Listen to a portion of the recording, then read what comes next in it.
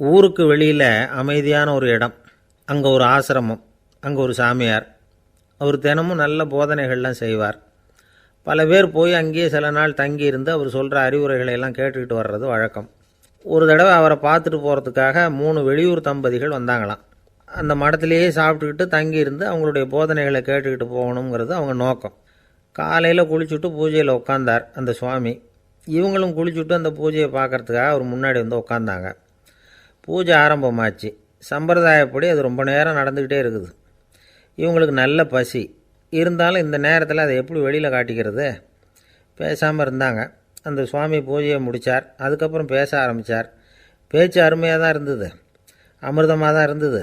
இருந்தாலும் இவங்களுக்கு இருக்கிற வயிற்று பசி அது சரியாக கவனிக்க விடலை. அந்த சுவாமியே இதை கவனித்ததாக தெரியல. இவங்களுக்கு மனசுக்குள்ளே ஒரு எண்ணம், உள்ளே சாப்பாடு தயாராகிட்டு இருக்கும் போல இருக்குது, இந்த பேச்சு முடிஞ்சது நம்மளை உள்ளே அழைச்சிட்டு போய் சாப்பாடு போடுவாங்கன்னு நினைக்கிறோம் அப்படின்னு இவங்களாம் நினச்சிக்கிட்டாங்க. ஆனால் சுவாமி இதை பற்றி எதுவுமே பேசலை, கண்டுக்கலை. ஒரு அம்மாவால் அதுக்கு மேலே சும்மா இருக்க முடியுமா? முடியல. சாப்பாட்டை கவனிக்கலாமா அப்படின்னு சொல்லி மெதுவாக ஆரம்பித்தாங்க. கவனிக்கலாமே அப்படின்னு உள்ளே அழைச்சிட்டு போனார் சுவாமி. இவங்க ரொம்ப அவசரமாக எழுந்திரிச்சு உள்ளே ஓடினாங்க. அங்கே ஒரு மேஜை மேலே ஒரு கிண்ணம் மூடி இருந்தது. இதுதான் சாப்பாட்டு மேஜை போல இருக்குது, இங்கே சாப்பாடு வந்துடும் அப்படின்னு நினச்சாங்க. உடனே போய் சுற்றி உக்காந்துக்கிட்டாங்க. சுவாமி அந்த கிண்ணத்தை எடுத்து அந்த அம்மா கிட்ட கொடுத்தார். அவங்க அதை வாங்கி மூடியை திறந்து பார்க்குறாங்க. உள்ளே ஒரு சாவி இருக்குது. சரிதான், இது சமையலறை சாவி போல இருக்கு, அங்கே போய் அதை திறந்து சாப்பாட்டை நாமே எடுத்துக்கிட்டு வந்து இங்கே வச்சுக்கிட்டு சாப்பிட்ணும் போல இருக்குது அப்படின்னு நினச்சாங்க. சாவி இருக்கு இல்லையா, வாங்க பூட்டு நிறையா காட்டுறேன் அப்படின்னு சுவாமி அவங்கள அழைச்சிட்டு போனார், காட்டினார். இவங்க அந்த அறையை ரொம்ப ஆவலோடு திறந்தாங்க. உள்ளே பார்த்தா அங்கே அரிசி, பருப்பு, விதவிதமான காய்கறி எல்லாம் இருக்குது. சமையலுக்கு வேண்டிய மிளகாய், எண்ணெய், பால், தயிர், நெய் இப்படி எல்லாமே இருக்குது. அடுப்பு, விறகு, நெருப்பு போட்டி அது கூட அங்கே இருக்குது. சாப்பாடு தயாராக இருக்கும்னு நினச்சிக்கிட்டு போனால் இப்படி இருக்குதே அப்படின்னு சொல்லி அதை பார்த்ததும் ரொம்ப சோர்ந்து போட்டாங்க அவங்க. சுவாமி, என்ன இது சாப்பாடு இல்லையா அப்படின்னாங்க. அதுதான் சாப்பாட்டுக்கு வேண்டிய எல்லாம் இங்கே இருக்குதே, அடுப்பு மூட்டி நீங்கள் தான் அவங்கவுங்க ருசிக்கு தகுந்த மாதிரி சமைச்சிக்கணும். இந்த சன்னியாசிக்கு எப்படி சமைக்க தெரியும் அப்படின்னு கேட்டார் சுவாமி. சாப்பாடு தயாராக இருக்கும்னு நாங்கள் எதிர்பார்த்தோம் அப்படின்னாங்க. நீங்கள் இப்படி சொல்லுவீங்கன்னு நானும் எதிர்பார்த்தேன். இது வரைக்கும் நான் எவ்வளவோ தத்துவம்லாம் எடுத்து சொன்னேன். எல்லாத்தையும் விட இதுதான் அனுபவபூர்வமான தத்துவம். ஆண்டவன் நமக்கு நல்ல மனசை கொடுத்துருக்குறான், நல்ல வாய்ப்புகளையும் தந்திருக்கிறான், அதையெல்லாம் பயன்படுத்திக்கக்கூடிய மூளையையும் சிந்தனையையும் கொடுத்துருக்குறான். அதனால் அடுப்பை தான் நீங்கள் மூட்டணும், அடுப்பை நீங்கள் தான் மூட்டணும், உங்களுக்கு உகந்ததை நீங்கள் தான் சமைச்சு ருசித்து அனுபவிக்கணும். ஆண்டவனே அதை செஞ்சிகிட்டு இருக்க மாட்டான் அப்படின்னாராம் அந்த சுவாமி. நம்முடைய வாழ்க்கையில் பல நல்ல பலன்களை பெறறதுக்கு நாம் தான் முயற்சி பண்ணணும். அதுக்குரிய சூழ்நிலையை தான் ஆண்டவன் கொடுப்பானே தவிர அதை விளக்கிறதுக்காக தான் அந்த சுவாமி அப்படி செஞ்சு காட்டியிருக்கிறார். இது ஒரு பெரியவர் இப்படி ஒரு விளக்கம் கொடுத்தார். அதுக்கப்புறம் அந்த 3 தம்பதிகளும் தெளிவடைஞ்சுட்டாங்களாம்.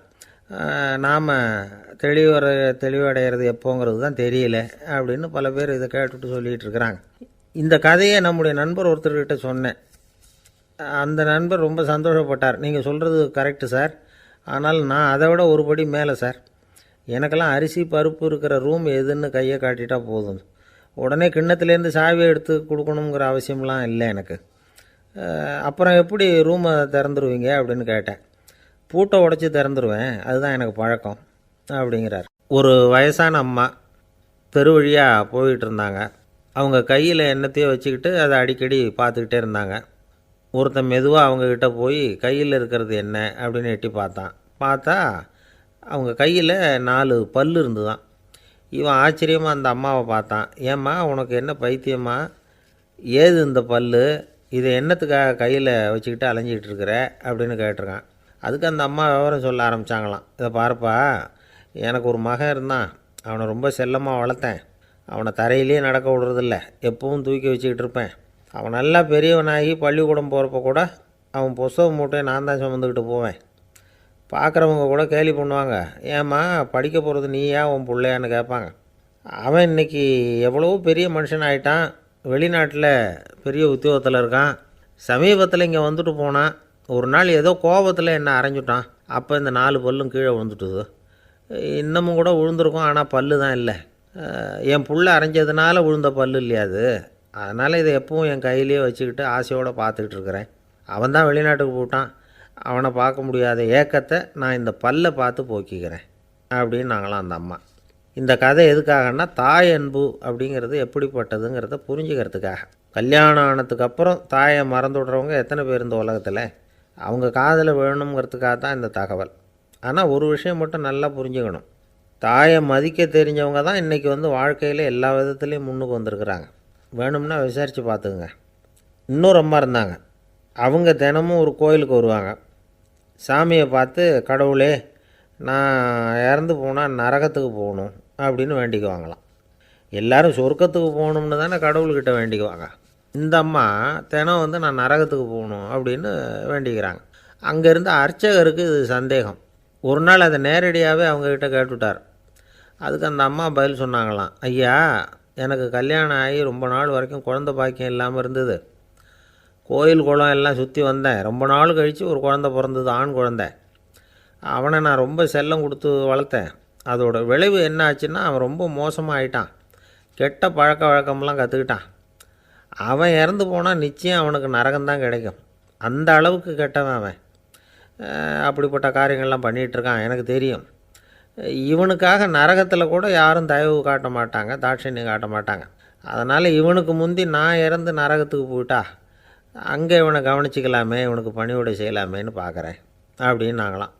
அதனால தான் நான் நரகத்துக்கு போகணும்னு தினம் ஆண்டவனை வேண்டிகிட்டு இருக்கிறேன் அப்படின்னு கண்கலங்கி அந்த அம்மா சொன்னாங்களாம். அதுதான் தாய் உள்ளம்ங்கிறது. தாயின் பெருமையை சரியாக உணர்ந்துட்டா அவங்களுக்கு எப்பவும் எந்த கஷ்டமும் வராது. இது ஏதோ உபதேசத்துக்காக சொல்கிற வார்த்தை இல்லை, உண்மையான வார்த்தை. இந்த விவரத்தையெல்லாம் நண்பர் ஒருத்தர்கிட்ட சொல்லிக்கிட்டு இருந்தேன். அவர் கொஞ்ச நாள் கழித்து என்னை தேடி வந்தார். அவர் கையிலேயே 4 பல் வச்சுருந்தார். என்னங்க ஆச்சு, ஏதுங்க இந்த பல் அப்படின்னு விசாரித்தோம். உங்கள் உபதேசத்தை கேட்டுவிட்டு இந்த உலகத்தில் எல்லாரையும் தாயாக நினைக்க ஆரம்பிச்சிட்டேன். ஒரு அம்மாவை கடத்தரில் பார்த்து தாயேன்னு கூப்பிட்டேன். அவங்க உடனே பலார்னு என்னை அரைஞ்சிட்டாங்க, பல் விழுந்துட்டுது. அதை தான் பொறுக்கி எடுத்துக்கிட்டு நேராக உங்களை தேடி வந்துக்கிட்டு இருக்கிறேன்னார். தாயேன்னு தானே கூப்பிட்டீங்க, அதுக்கு ஏன் அரைஞ்சாங்க அப்படின்னு கேட்டோம்.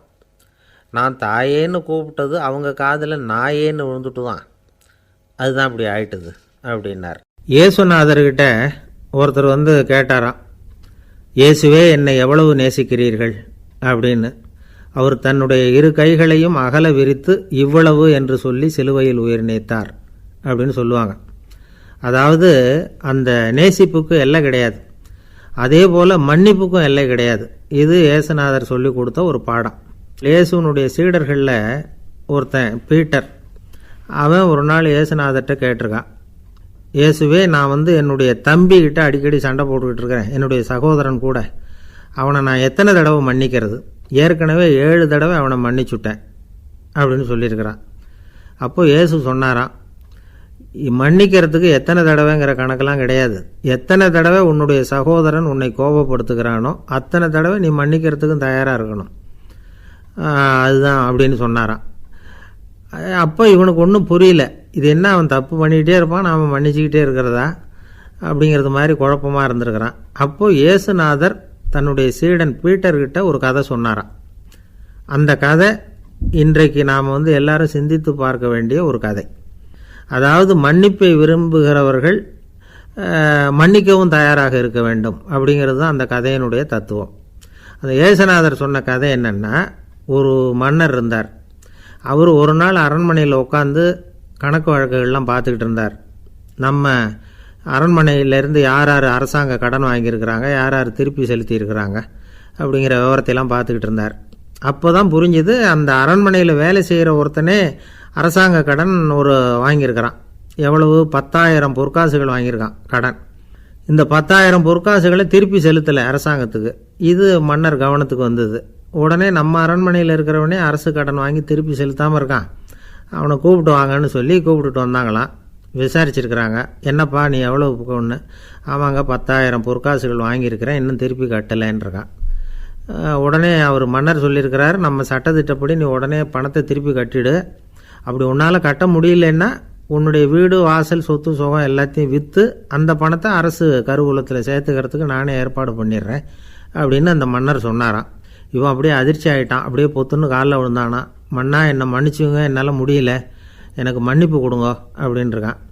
உடனே அவர் எழுந்திரிச்சு, சரி நீ மன்னிப்பு கேட்டுவிட்ட, அதனால் உன்னை மன்னிக்கிறேன், நீ பணம் கட்ட வேண்டாம் அப்படின்னு சொல்லி அந்த மன்னர் அவனை விட்டுட்டாராம். பணத்தையும் தள்ளுபடி போட்டார், நீ திருப்பி கட்ட வேண்டான்னு. இவனுக்கு ரொம்ப மகிழ்ச்சி. அதனால் ரொம்ப உல்லாசமாக வந்துக்கிட்டு இருக்கிறான். தெருவில் வந்துக்கிட்டு இருக்கிறப்ப இவங்கிட்ட கடன் வாங்கின ஒருத்தன் எதுக்கு வந்துக்கிட்டு இருக்கான். அவன் இவங்கிட்ட ஒரு 100 பொற்காசுகள் கடன் வாங்கியிருக்கான். அவன் வந்தான், இவன் போய் அவன் சாட்டையாக பிடிச்சிக்கிட்டான், நீ எப்படா என் கடனை திருப்பி கொடுக்க போகிறேன்னு. அவன் இப்போ முடியல, கொஞ்சம் பொறுத்துக்கா, அப்புறம் தரேன் இருக்கான். அதெல்லாம் முடியாது, நீ கொடுத்து தான் ஆகணும் அப்படின்னு இவன் புடிவமாக சொல்கிறான். இப்போ நிலைமையை பாருங்கள், இவன் ஏற்கனவே 10,000 பொற்காசுகள் அரசாங்கத்தில் கடன் வாங்கினா அதுக்கு மன்னிச்சு விட்டுட்டார் இவனை.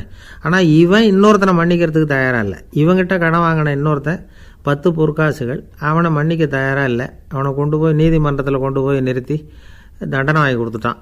நீதிபதி என்ன சொன்னார், அந்த இவன் வாங்கின பொற்காசுகளை திருப்பி கட்டுற வரைக்கும் ஜெயிலில் இருக்கணுங்கிறது தீர்ப்பு. ஆனால் உடனே அரசர் காதில் வந்து விழுந்தது. சொல்லிட்டாங்க, உங்ககிட்ட மன்னிப்பு வாங்கிட்டு போனானே ஒருத்தன், அவன் இன்னொருத்தனை மன்னிக்கிறதுக்கு தயாராக இல்லை, அவனை கொண்டு போய் ஜெயிலில் அடைச்சிட்டான் அப்படின்னு. உடனே மன்னர் பார்த்தார், இவனை மறுபடியும் கூப்பிட்டு வர சொன்னார்.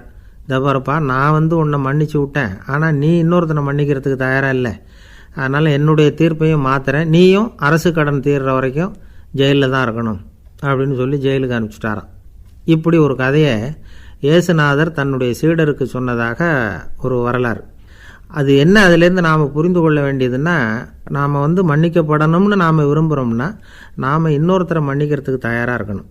அதனால் நாம் இன்னொருத்தரை யாரையும் மன்னிக்க மாட்டோம், ஆனால் என்ன இன்னொருத்தர் மன்னிக்கணும் அப்படிங்கிறது மாதிரி செய்யக்கூடாதுன்னு சொல்லுவாங்க. அது மாதிரி நாம் இப்போ இது தப்பாக புரிஞ்சுக்கிறவங்களும் இருக்கிறாங்க. பாவம் மன்னிப்புங்கிறதுலாம் எதுக்குன்னா, அதாவது மறுபடியும் பாவம் செய்யாமல் இருக்கிறதுக்காக தான். அதான் மன்னிக்கிறாரே அப்படிங்கிறதுக்காக மறுபடியும் பாவம் பண்ணிகிட்டு இருக்கிறது இல்லை. அதான் ஒருத்தர் கேட்டாராம், பாவத்திலேருந்து மன்னிப்பு கிடைக்கணும்னா நீ என்ன செய்யணும் அப்படின்னு கேட்டிருக்கார். அதுக்கு அவன் சொல்லியிருக்கிறான், நான் முதல்ல பாவம் செய்யணும், அப்போ தானே மன்னிப்பு கிடைக்கும் அப்படின்னு நானாம். இப்படிப்பட்டவர்கள் தான் இன்றைக்கி உலகத்தில் அதிகமாக இருக்கிறாங்க. அதனால் இந்த மன்னிப்பின் மகத்துவங்கிறது இயேசுநாதர்கிட்டேருந்து தான் நாம் புரிஞ்சுக்கணும். அந்த இயேசு சொன்ன அந்த மன்னிக்கிற மனோபாவம் இருந்தால் இன்றைக்கி உலகம் பூராவும் அமைதி பூங்காவாக இருக்கும். அதில் ஒன்றும் ஆச்சரியமே இல்லை, அதில் ஒன்றும் சந்தேகமும் இல்லை. அதனால் மன்னிக்கிற மனோபாவத்தை நாம் எல்லாரும் நமக்குள்ளே வளர்த்து கொள்ள வேண்டும் அப்படிங்கிறது தான் நாம் இன்றைக்கு எல்லோரும் சிந்தித்து பார்க்க வேண்டிய ஒரு செய்தி. ஒருத்தர் ரொம்பவும் மகிழ்ச்சியாக வந்துக்கிட்டு இருந்தார். என்ன விஷயம்னு விசாரித்தேன். நான் தோற்று போயிட்டேன், அதுதான் மனசுக்கு மகிழ்ச்சியாக இருக்குது அப்படின்னார். எனக்கு இது ரொம்ப ஆச்சரியமாக போச்சு. இந்த உலகத்தில் தோற்று போகிறவங்க யாரும் மகிழ்ச்சியாக இருக்கிறதில்ல. அப்படி இருக்கிறப்ப இவர் இப்படி சொல்கிறாரே, எங்கே தோற்று போனீங்கன்னு கேட்டேன். அதுக்கப்புறம் தான் அவர் விவரமாக சொன்னார். என்னோட 5 வயசு குழந்தையோடு நான் விளையாடிக்கிட்டு இருந்தேன், அந்த விளையாட்டில் என் குழந்தை ஜெயிச்சு விட்டுது, நான் தோற்று போயிட்டேன் அப்படின்னார் ரொம்ப உற்சாகமாக. நான் யோசித்து பார்த்தேன். அதாவது நாம் சின்ன குழந்தையாக இருக்கிறப்போ எந்த விளையாட்டில் கலந்துக்கிட்டாலும் அதில் நாம் தான் ஜெயிக்கணும்னு ஒரு வெறி நமக்குள்ளே இருக்கும். நம்மளை எதிர்த்து விளையாடுறவர் நல்லவரா கெட்டவரா, பெரியவரா சின்னவரா அப்படிங்கிறதெல்லாம் முக்கியம் கிடையாது. அவர் தோற்று போகணும், நாம் ஜெயிக்கணும், அதுதான் முக்கியம். எதிரியை சந்தோஷப்படுத்த விளையாடுகிற கலை அப்போ நமக்கு தெரியறதில்ல. வாழ்க்கையில் ஒரு பக்குவம் வந்ததுக்கு அப்புறம் வெற்றி பெறணுங்கிற மன அழுத்தம் போயிடுது. போட்டியில் ஜெயிக்கணுங்கிறத விட குழந்தையை சந்தோஷப்படுத்தணுங்கிறது முக்கியமாக போச்சு. ஜெயிக்கணுங்கிற வெறி ஓடி போட்டுது. ஒரு குழந்தையாக இருந்தப்போ நம்ம வளர்ச்சிக்கு உதவிய வெறி பெரியவனானதுக்கு பிறகு நமக்கு எதிரியாக மாறுது. அதை சரியான சமயத்தில் நாம் புரிஞ்சுக்கிட்டோம்னா போதும், நாம் பொழைச்சிக்கலாம். ஒவ்வொரு மனுஷனுமே வாழ்க்கையோட அடுத்த கட்ட வளர்ச்சியில் அடி எடுத்து வைக்கிற நேரத்தில் தன்கிட்ட இருந்து ஏதோ ஒரு குணத்தை அல்லது தன் குணம் இருந்த ஏதோ ஒரு உறவை நாம் இழக்கத்தான் வேண்டியிருக்குது. ஒரு கட்டம் வரைக்கும் உதவியாக இருந்த குணம் அடுத்த கட்டத்துக்கு தடையாக கூட மாறிடலாம். இந்த பரிமாண மாற்றத்துக்கு உள்ளாகிற ஒவ்வொருத்தரும் பிரத்யட்சமாக இதை உணர்றாங்க. ஆனால் பல பேர் எப்படின்னா, பழசை திறந்துவிட்டு புதிய கொள்கைகளை உருவாக்கிக்கிறதுக்கு இஷ்டம் இல்லாமல் இருந்துவிடுறாங்க, அல்லது அப்படி செய்ய முடியாமல் தவிக்கிறாங்க. இதையெல்லாம் மீறி அந்த பழசை திறந்துவிட்டா அதை இழந்ததால் உண்டாகிற மன அழுத்தம் சில காலத்துக்கு வருத்திக்கிட்டு தான் இருக்கும், வேறு வழி இல்லை. ஆரோக்கியமான ஒரு முன்னேற்றத்துக்காக அந்த மன அழுத்தத்தை தாங்கிக்கத்தான் வேணும் அப்படிங்கிறாரு அந்த உலக புகழ்பெற்ற மேதை ஒருத்தர், இந்த ஸ்காட் பெக் அப்படிங்கிறவர். பிறந்த நாள் முதல் இதுதான் சரி அப்படின்னு கற்பிக்கப்பட்டு வந்த ஒவ்வொரு தத்துவத்தையும் தங்களுடைய வளர்ச்சிக்கு தகுந்த மாதிரி மாற்றி அர்த்தப்படுத்தி கொள்ள முடியாமல் வாழ்க்கை சூழலில் அப்படியே அரைப்பட்டு தூளாகிறவர்கள் தான் ரொம்ப தவிக்கிறாங்களாம். இதுதான் அவருடைய கருத்து. பெரும்பாலும் மனிதர்களுடைய நடுத்தர வயசில், அதாவது 30 தாண்டுகிற சமயத்தில் தான் இந்த தவிப்பு உண்டாகுதான். இதை தான் மேற்கத்திய நாடுகளில் அடிக்கடி மிட் லைஃப் கிரைசிஸ் அப்படின்னு சொல்கிறாங்க. அப்பப்போ பழசையெல்லாம் தொலைச்சி விட்டு புதுசாக பிறக்கிறதுக்கு கற்றுக்கணும். ஒவ்வொரு நிமிஷத்தையும் அந்த நிமிஷத்துக்கு ஏற்ற சித்தாந்தம் கொண்டவர்களாக சந்திப்போம் அப்படிங்கிறார் அந்த உளவியல் நிபுணர். இப்படி பழகிக்கிட்டால் வாழ்க்கை இன்பமயம், இல்லைன்னா தவிப்பு மயம்தான். பழசை தொலைக்க முடியாதவர்களில் எத்தனையோ பேர் உண்டு, எத்தனையோ ரகம் உண்டு. அதில் வேடிக்கையான நண்பர்களும் உண்டு. ஒருத்தர் நண்பர் வீட்டுக்கு போனார். அவர் ஏதோ இனிப்பு பலகாரம் கொடுத்து சாப்பிட சொல்லியிருக்கிறாங்க அவங்க வீட்டில். இவர் சாப்பிட்டு பார்த்துட்டு சொன்னாராம், சார் 6 மாதத்துக்கு முன்னாடி ஒரு தடவை இங்கே வந்தேன், அப்போது ஒரு இனிப்பு பலகாரம் கொடுத்தீங்க, அது இதை விட நல்லா இருந்தது சார் அப்படின்னாராம். அப்போ செஞ்ச அதே இனிப்பு பலகாரம் தான் சார் இதுவும் அப்படின்னாராம் அவர். ஒரு நாள் ஒரு தகப்பனார் தன்னுடைய பிள்ளையை அழைச்சிட்டு வந்தார். சார், இவன் சரியாக படிக்க மாட்டேங்கிறான், பெரியவங்களை மதிக்க மாட்டேங்கிறான், நீங்கள் கொஞ்ச நாள் இவனுக்கு குருவாக இருந்து நல்ல விஷயங்களை சொல்லி கொடுத்தா தேவையில்லைன்னார். பெரியவங்களையும் மதிக்காதவன் எப்படி என்ன மதிக்க போகிறான் அப்படிங்கிறது நமக்கு யோசனை வரும் இல்லையா? வேணாங்க, என்னை விட்டுருங்க அப்படின்னோம். அவர் விட மாட்டேன்னு விட்டார். இல்லைன்னா அவரே சிஷ்யன் ஆகிடுவார் போல இருந்தது. சரி, வேறு வழி இல்லாமல் அந்த பையனையே என்னுடைய சைடை நான் ஏற்றுக்கிட்டு உபதேசமெல்லாம் பண்ண ஆரம்பித்தோம். அதாவது குரு பக்தின்னா அது எப்படி இருக்கணுங்கிறத பற்றி சொல்லி கொடுத்தோம் அவனுக்கு. சதமகர் அப்படின்னு ஒரு குரு இருந்தார். அவருக்கு ஒரு சீடர். அவன் பேர் துளசி சைதன்யன், நைஷ்டிக பிரம்மச்சாரி.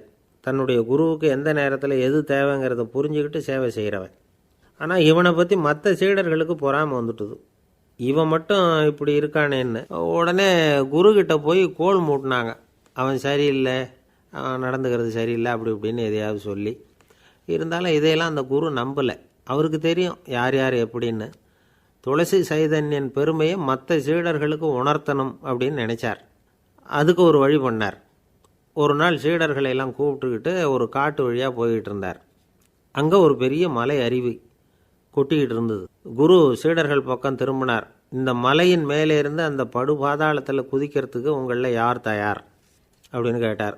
ஒரு சீடனும் ஆய திறக்கலை, ஒதுங்கி நின்றுக்கிட்டாங்க. பின்னாடி மூட்டை முடிச்சோடு வந்துக்கிட்டு இருந்தான் துளசி சைதன்யன். அவனை பார்த்தார். தபாரப்பா, நீ மேலே இருந்து அந்த அருவியில் குதி அப்படின்னார்.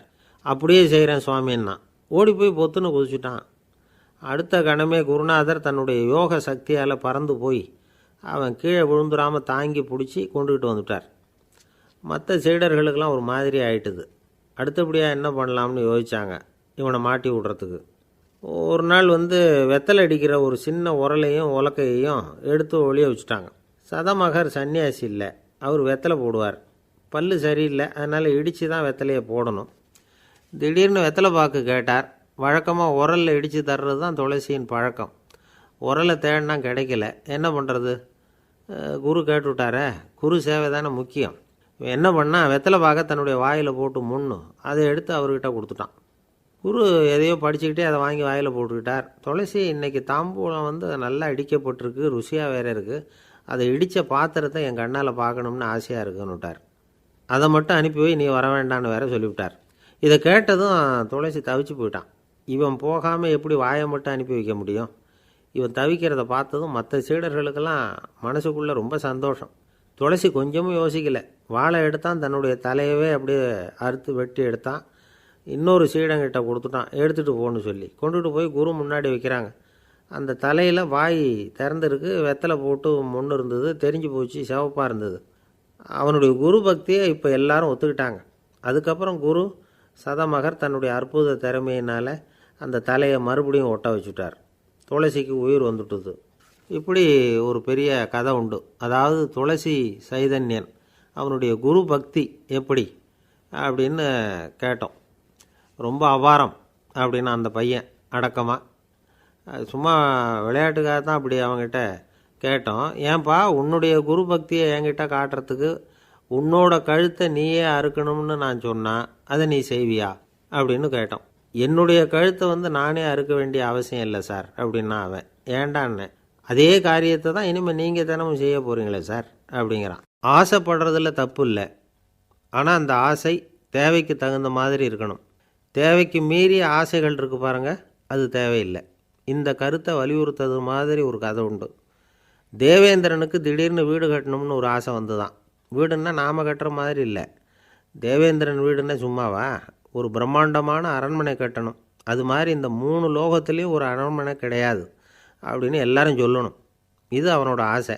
உடனே தேவ தச்சரான விஸ்வகர்மாவை கூப்பிட்டான், உத்தரவு போட்டான். விஸ்வகர்மா தன்னுடைய உதவியாளர்களை எல்லாம் கூப்பிட்டு ஒன்றா சேர்த்துக்கிட்டார்.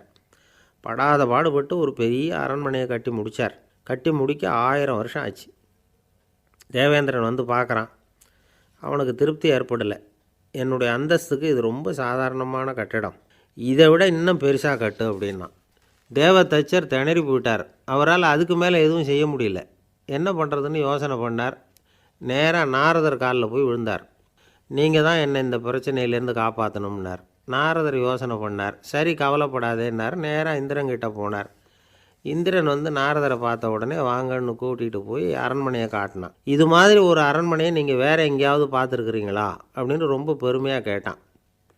நான் பார்த்ததில்லை, ஆனால் என்னை விட வயசில் மூத்தவர் மகரிஷி லோமேசர், அவர் ஒரு வேளை பார்த்துருக்கிறாரோ என்னமோ அப்படின்னார். உடனே அவரை மனசில் நினச்சி தியானம் பண்ணினார். அடுத்த கணம் லோமேசர் அங்கே வந்தார். இடையில் ஒரு சின்ன துண்டு, கையில் ஒரு கமண்டலம், தலையில் ஒரு பாய், அவ்வளவுதான் அவர்கிட்ட இருந்தது. எதுக்காக தலையில் எந்த பாய் அப்படின்னு கேட்டான் இந்திரன். என்ன மாதிரி அற்ப ஆயுள் உள்ள ஒரு ஜீவன் தனியாக வீடு கட்டிக்கிட்டு திண்டாடணுமா? இந்த பாய் தான் ஒரு வீடு மாதிரி எனக்கு நிழல் கொடுக்குது அப்படின்னார் அவர். என்னது, உங்களுக்கு வந்து அவ்வளவு கொஞ்சமான ஆயுளா அப்படின்னு ஆச்சரியத்தோடு கேட்டான் இந்திரன். ஆமாம், இதை பாரு, என்னுடைய மார்பில் ஒரு பொற்காசு அளவுக்கு ரோமம் உதிர்ந்துட்டுது. எப்போ என் உடம்புல உள்ள எல்லா ரோமமும் உதிர்ந்துருமோ அப்போ என்னுடைய ஆயுள் முடியும் அப்படின்னார். எப்போ அந்த ரோமங்கள் பூரா உதிரும்னு கேட்டான் இவன். ஒரு பிரம்மா மறைஞ்சதும் ஒரு ரோமம் உதிரும். என் உடம்புல உள்ள ரோமங்களின் எண்ணிக்கை எவ்வளவோ அவ்வளவு பிரம்மாக்கள் தோன்றி அவங்க ஆயுள் முடியும் பொழுது என் உடம்புல உள்ள ரோமங்கள் பூரா உதிரும் அப்படின்னார். அப்படின்னா ஒரு பிரம்மாவோட ஆயுள் எவ்வளவு காலம்னு கேட்டான். ஒரு பிரம்மாவுக்கு 100 தேவ வருஷம். ஒவ்வொரு தேவ வருஷத்துக்கும் 365 தேவ நாள். ஒவ்வொரு தேவ நாள்லேயும் ஒன்றை மாதிரி 14 இந்திரர்கள் தோன்றி மறைகிறாங்க அப்படின்னு மகரிஷி லோமேசர் சொல்கிறார். இதை கேட்டதும் இந்திரன் ஆடி போயிட்டான். அவ்வளவு ஆயுள் உள்ள இவரே அற்ப ஆயுள்னு சொல்கிறார். நான் என்னுடைய ஆயுளை பெருசாக நினச்சிக்கிட்டு பிரம்மாண்டமான அரண்மனை கட்டணும்னு ஆசைப்படுறேனே அப்படின்னு நினச்சான். எனக்கு வீடு கட்டின வரைக்கும் போதும்னு விட்டான். அதனால் நாமெல்லாம் நம்முடைய தேவைக்கு தகுந்த மாதிரி ஆசைப்படுறது தான் நியாயம். ஆனால் அப்படியே நடந்துக்கிறோம். மனுஷன் வந்து கடவுளையே ஏமாற்றி காசு வாங்கிறதுக்குள்ள ஆசைப்படுறான். ஒருத்தன் கடவுளை நினச்சி தவம் இருந்தான். கடவுள் நேரில் வந்தார். தேவலோகத்தில் ரூபாய்க்கெல்லாம் என்ன மதிப்புன்னு கேட்டான். அங்கெல்லாம் ரூபாய்ங்கிறது உங்கள் பணத்தில் 1 கோடி ரூபாய்க்கு சமம். அதாவது தேவலோகத்தில் 1 ரூபான்னா இங்கே 1 கோடி ரூபா. அது மாதிரி எங்களுக்கு ஒரு நாளுங்கிறது உங்கள் கணக்கில் 1 கோடி வருஷத்துக்கு சமம் அப்படின்னார் கடவுள். அப்படின்னா எனக்கு நீங்கள் அதிகமாக எதுவும் தர வேணாம், உங்கள் கணக்குப்படி ஒரே 1 ரூபா கொடுங்க, அது போதும்னா இவன் ரொம்ப சாமர்த்தியமாக. கடவுள் யோசனை பண்ணார். அது ஒன்றும் கஷ்டம் இல்லை, 1 ரூபா தானே கேட்குற, கொடுத்துட்றேன். ஆனால் இப்போ வரும்பொழுது நான் எடுத்துக்கிட்டு வரல, எங்கள் கணக்குப்படியே 1 நாள் பொறுத்துக்க பணத்தோடு வந்துடுறேன் அப்படின்னு சொல்லிவிட்டு பறந்து போயிட்டார். இந்த உலகத்தில் எல்லாருக்கும் மகிழ்ச்சி தரக்கூடிய ஒரு பொருள் எது? இது ஒரு முக்கியமான கேள்வி. இந்த கேள்விக்கு பொருத்தமான ஒரு பதிலை உங்களால் சொல்ல முடியுமா? அதாவது கொஞ்சம் யோசித்து பார்த்தா பணம்னு சொல்லலாமா? இப்போ கையில் காசு இல்லாதவங்ககிட்ட ஒரு 10 ரூபாயை கொடுத்தா அது அவனுக்கு சந்தோஷத்தை கொடுக்கும். ஏற்கனவே வருமான வரி பிரச்சனையில் சிக்கி இருக்கிறவர்கிட்ட இன்னும் கொஞ்சம் பணம் இந்தாங்கன்னு சொல்லி கொடுத்தோம்னா அது வந்து அவருக்கு சங்கடத்தை தான் கொடுக்கும். அதனால் அந்த கேள்விக்கு பணங்கிறது பொருத்தமான பதிலாக இருக்க முடியாது. கேள்வி என்னன்னா, இந்த உலகத்தில் எல்லாருக்கும் மகிழ்ச்சி தரக்கூடிய ஒரு பொருள் எது? சரி, இனிப்புன்னு சொல்லலாமா? ஏன்னா எல்லாருக்கும் இனிக்க தானே செய்யும். அதுலேயும் ஒரு சிக்கல் இருக்குது. சர்க்கரை வியாதிக்காரங்களுக்கு அது என்ன சந்தோஷத்தையா கொடுக்கும்? ஆக எல்லாருக்கும் வேறுபாடு எதுவும் இல்லாமல் மகிழ்ச்சியை கொடுக்கக்கூடியது வேறு ஏதோ ஒன்று இருக்குது. அது என்னன்னு கண்டுபிடிக்கணும். அதுதான் இன்றைக்கி தகவல். இப்போ அதை கண்டுபிடிக்கணும்னா இந்த கதையை கேட்கணும். அது என்ன கதைன்னா, ஒரு ஊரில் ஒரு ராஜா இருந்தார். அவருக்கும் இதே சந்தேகம் வந்துட்டுது. அதாவது எல்லாருக்கும் இன்பம் தரக்கூடிய பொருள் எது அப்படின்னு. இதுக்கு பதில் தெரிஞ்சுக்கிறதுக்கு ஆசைப்பட்டார். சரி, அதுக்கு என்ன செய்யலாம்னு யோசனை பண்ணார். நாட்டு மக்களுக்கு பகிரங்கமாக ஒரு அறிவிப்பு கொடுத்தார். நம்ம நாட்டு மக்கள் இன்பம் தரக்கூடிய பொருள் எதுன்னு நினைக்கிறாங்களோ அதை கொண்டுக்கிட்டு வந்து அரண்மனையில் உள்ள கண்காட்சி மண்டபத்தில் வைக்கலாம். அப்படி அவங்க வைக்கிற பொருள்களில் எது எல்லாருக்கும் இன்பம் தரக்கூடியதாக இருக்குமோ அதை வச்சவருக்கு 1000 பொற்காசுகள் பரிசு அப்படின்னு அறிவிப்பு கொடுத்துட்டார். ஜனங்கள் இந்த அறிவிப்பை கேட்டாங்க. அதுக்கப்புறம் சும்மா இருப்பாங்களா? 1000 பொற்காசுன்னா சும்மாவா? அவங்க கையில் என்னென்ன கிடைச்சதோ அதையெல்லாம் கொண்டாந்து அரண்மனை காட்சி மண்டபத்தில் வச்சுட்டாங்க. அதுக்கப்புறமா ராஜா அங்கே வந்தார். ஒவ்வொன்றா பார்த்துக்கிட்டே வந்தார். முதல்ல ஒரு குயில் இருந்தது, இனிமையாக பாடக்கூடிய குயில். இந்த குயிலோட இன்னிசை எல்லாருக்கும் இன்பம் தரக்கூடியது தான். இருந்தாலும் காது கேட்காதவங்களுக்கு இந்த இசை எப்படி இன்பம் தர முடியும்? அதனால் இது சரியில்லைன்னு விட்டார். அடுத்தபடியாக போனார். அங்கே என்ன வச்சுருக்குறாங்கன்னு பார்த்தா ஒரு அழகான மயில் அங்கே தோகை விரித்து ஆடிக்கிட்டு இருக்குது. இந்த மயிலோட ஆட்டம் மனசுக்கு இன்பம் தரக்கூடியது தான். இருந்தாலும் பார்வை இல்லாதவங்க இந்த ஆட்டத்தை பார்த்து ரசிக்க முடியுமா? முடியாது. அதனால் இதுவும் சரியில்லை அப்படின்னு சொல்லிவிட்டார். அதுக்கு அடுத்தபடியாக போனார். பல வகையான இனிப்பு பண்டங்களை வச்சுருந்தாங்க. பார்த்தார், வயசானவங்களுக்கும் நோயாளிகளுக்கும் இது இன்பம் தராது, துன்பம் தான் கொடுக்கும் அப்படின்னார். இப்படி ஒவ்வொன்றா பார்த்துக்கிட்டே போகிறார். அழகான மலர்கள், கனிகள், ஓவியங்கள் எதுவுமே பொருத்தமாக தெரியல. சகல பேருக்கும் இன்பம் தரக்கூடிய வகையில் எதுவும் இல்லை. கடைசியாக வந்தார். அங்கே ஒரு களிமண் பொம்மை இருந்தது. அது என்ன பொம்மை தெரியுமா? பசியால் வாடி இருக்கிற ஒருத்தருக்கு ஒரு அம்மா இனிமையாக பேசிக்கிட்டு சோறு போடுறது மாதிரி அந்த பொம்மையை செஞ்சுருந்தாங்க. அதுக்கு கீழே அன்பு அப்படின்னு எழுதியிருந்ததுதான். ராஜா பளிச்சுன்னு ஒரு முடிவுக்கு வந்தார். அந்த பொம்மையை செஞ்ச சிற்பியை வரவழைச்சார், பரிசு கொடுத்தார். அன்பு ஒன்று தான் எல்லாருக்கும் இன்பம் அளிக்கக்கூடிய பொருள். காது கேட்காதவங்களும் அதை கேட்க முடியும், பார்வை இல்லாதவங்களும் அதை பார்க்க முடியும், குழந்தைகளும் அதை உணர முடியும் அப்படின்னு அதுக்கு விளக்கம் கொடுத்தார் அந்த மன்னர். இந்த உலகத்தில் எல்லாருக்கும் மகிழ்ச்சி தரக்கூடிய ஒரு பொருள் அன்பு தான். அதை புரிஞ்சுக்கிட்டு தான் சில கணவன்மார்கள் மனைவி பேரில் ரொம்ப அன்பை காட்டிக்கிறது வழக்கம். ஒரு வீட்டு வாசப்படி பக்கமாக மழைக்கு ஒதுங்கினார் ஒருத்தர். மழை தூரிக்கிட்டு இருந்தது, இருட்டு நேரம். அந்த வீட்டில் இருந்தவர், இன்றைக்கி ராத்திரி வேணும்னா இங்கேயே தங்கிட்டு காலையில் போங்க அப்படின்னார்.